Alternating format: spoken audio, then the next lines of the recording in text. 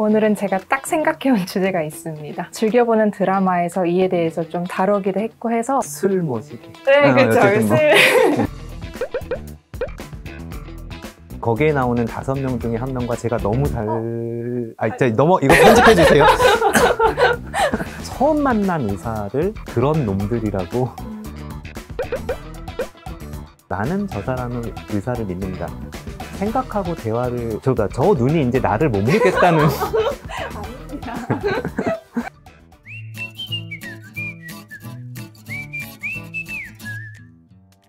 네. 안녕하세요. 예, 안녕하세요. 오늘은 어떤 얘기를 해볼까요? 오늘은 제가 딱 생각해온 주제가 있습니다.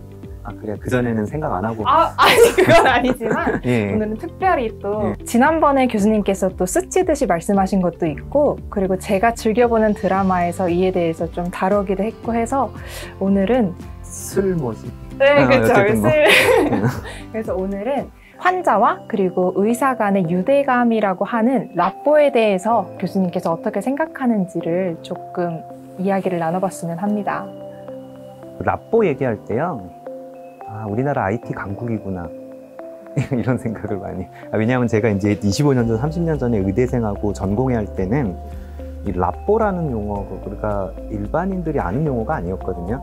저희는 이제 닥터 페이션트 릴레이션십, 의사 환자 관계, 라뽀라고 이제 의학책에 나오기 때문에 알기 때문에. 근데 일반 분들은 몰랐는데 지금은 그냥 대부분 의사 환자 관계, 라뽀 이거 많이 알고 있더라고요. 그런 거고요.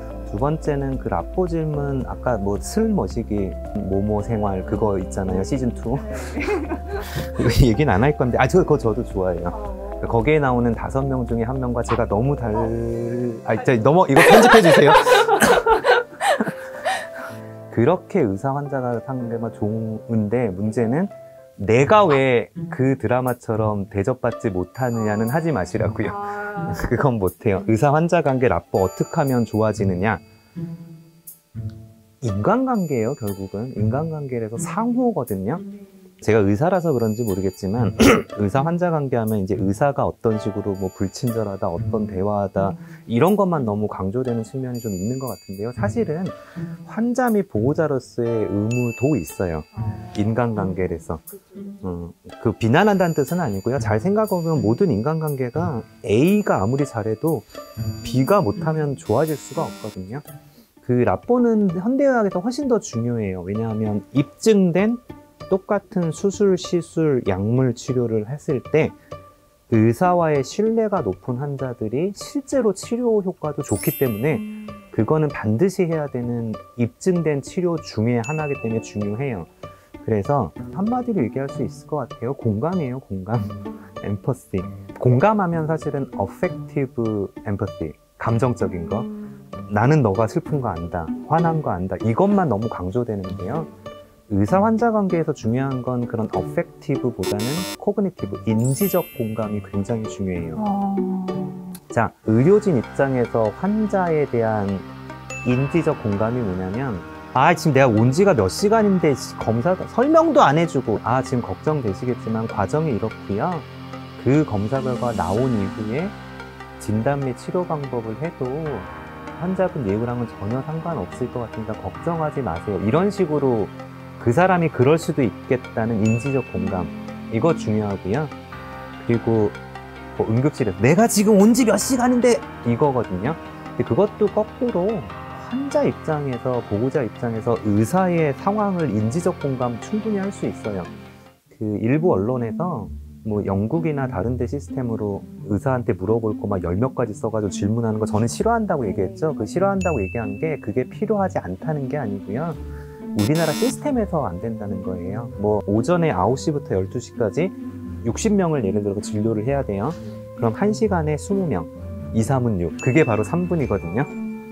3분 동안 사실은 지금까지 뭐 먹었고 약 그대로 치료할 거고 다음에 무슨 검사할게요, 이 정도 얘기밖에 못해요. 그런데 내가 옛날에 어떻고, 뭐 수술했고, 참 온 김에 뭔 어떻고, 우리 아빠는 어떻고, 이거는 아닐 것 같아요.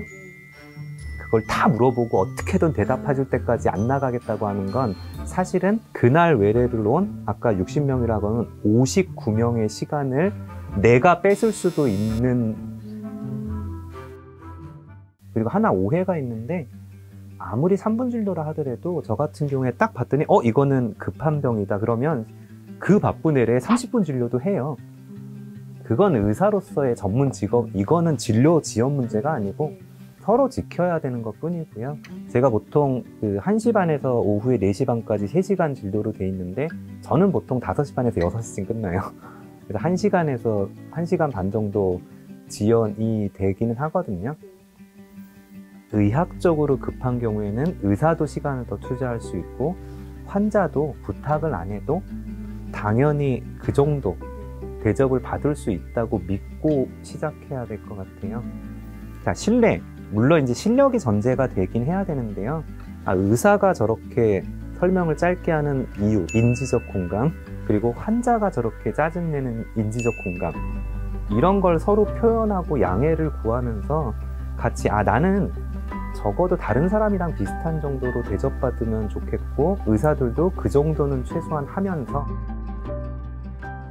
그거 한번 생각해 보면 되겠어요. 그리고 마지막으로 그 언론에 난 것처럼 일부 이상한 의사 당연히 있겠죠. 이상한 변호사도 있고 이상한 정치인도 있고 이상한 남편도 있고 다 있어요. 네네. 그런데 처음 만난 의사를 그런 놈들이라고 처음부터 불신의 눈을 보일 정도로 비윤리적인 집단은 절대 아니거든요. 그래서 딱 하나 부탁드리면 처음 진료받는 의사를 무조건 불신의 눈으로 쳐다보는 순간 납보 절대로 형성 안 돼요.